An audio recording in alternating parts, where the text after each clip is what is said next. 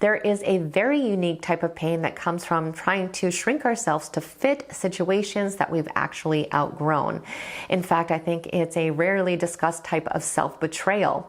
And today I want to talk about how we can spot when we are doing this, because I think a lot of times we're blind to it. And then I want to talk about how we can learn to break away from this behavior so that we can expand and grow and finally live a life that is worthy of us. But first, if you're new here, my name's Nina. I help people to transform their lives through understanding their own psychology. So if this is a type of support that you think you may benefit from, don't forget to hit the subscribe button down below. But let's go ahead and jump right in. And I want to start with the question, what does it really mean to shrink ourselves? Well, it can mean a lot of things. It can mean that we are trying to make ourselves look smaller or less visible in the eyes of others, that we refrain from reaching our potential, that we self-limit, avoid taking risks, settle for less than we deserve, block avenues for growth, hold back so that others can shine, or refuse to leave our comfort zone even when opportunity requires it. Simply put, shrinking is the opposite of growing, and it can be a conscious or an unconscious process. And we can have very different types of motivations for doing this. So for example, we may engage in this behavior because we have a fear of failure. So in this case, we are afraid of growing as a person because we don't want to experience the potentially negative consequences of doing so, such as dealing with rejection or embarrassment. We may also lack self-confidence and not really believe in ourselves or our abilities, so we unconsciously set our sights lower than we are capable of achieving because we're trying to protect ourselves from ever getting hurt. So for example, if we had a negative experience when we were in school, we may not think that we are good enough to be successful academically or professionally, and then end up not really trying that hard because we genuinely do not think that we have what it takes to achieve that much. And sadly, sometimes we can also shrink ourselves because of social conditioning. We are all constantly bombarded with messages about how we should look, how we should behave,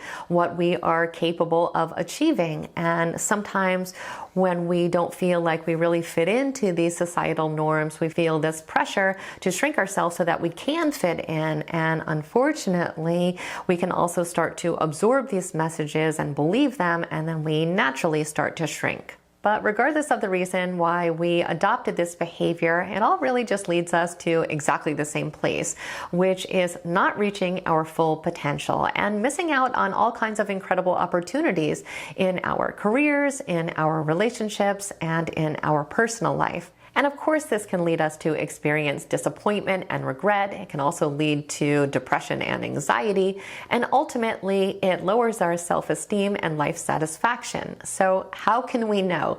How can we know if we are shrinking ourselves? What are the signs? Well, a lot of times through introspection and self-honesty, these things start to become painfully obvious.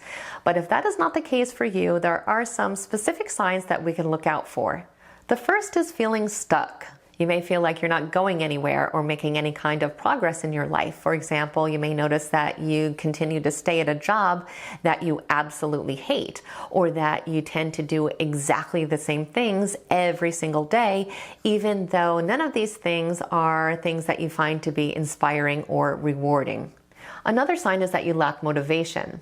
You may find that you no longer have any goals or aspirations, or you don't have the motivation to achieve your goals or aspirations, or you don't even believe that achieving them is actually possible. So even if you do have dreams and goals, you never seem to do anything that would actually help to make these dreams become a reality. Another sign is being afraid of change. You may be scared to step out of your comfort zone and try new things, or you may be scared of things that are uncertain, so instead you stick with the same old situations, even when they absolutely do not make you happy anymore. Something else we might notice is low self-esteem. Maybe you really don't believe in yourself and your abilities, or you don't feel like you're good enough, or that you're worthy, or know that you're loved. Maybe you compare yourself unfavorably to other people, or you don't feel that you deserve anything more than you currently have. Something else we can look for are unhealthy relationships. Maybe you're surrounded by people who are negative or that don't support your growth.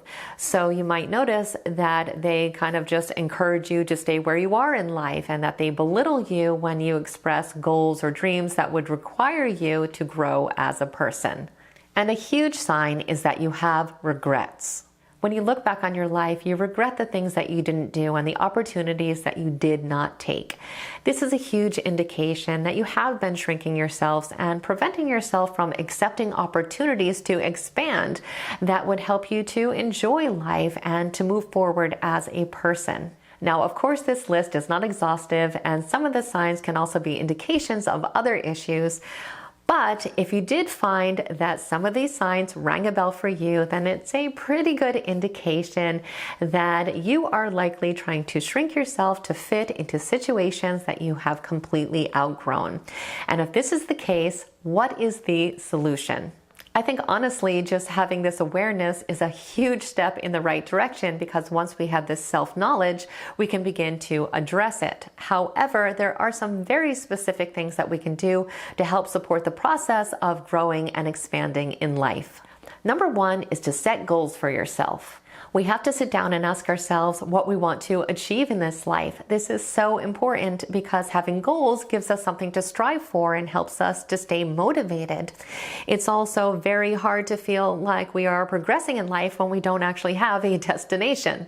It can also be really helpful if we set both short-term goals and long-term goals, because again, it gives us that sense of direction, but it also gives us a way to measure our progress. And in general, goals just help us grow as a person, they help us to develop skills, and they give us a true sense of accomplishment. The second thing is to take risks. It is finally time for us to get out of our comfort zones and try new things, because without taking risks, we are never going to learn and grow. And when we take risks, we are able to be presented with new possibilities and new opportunities. And when I say take risks, I certainly don't mean doing something that is dangerous. I just mean doing something that may make us feel a little bit uncomfortable sometimes. These are the experiences that make our life feel exciting and fulfilling. And when we try to live a life that is risk-free, we miss out on the most rewarding experiences. And number three really goes hand in hand with this, and that is to be open to new experiences. So we can try new things, meet new people, go new places, because doing so helps us to learn new skills and to gain knowledge and perspective. It also helps us to learn a lot about ourselves, and this is a great way to discover new passions. And when we live a life that is filled with new experiences, research really shows us that we are much more likely to feel happy and fulfilled. We end up having more stories to tell and more memories to cherish. Something else we can do is to surround ourselves with positive people.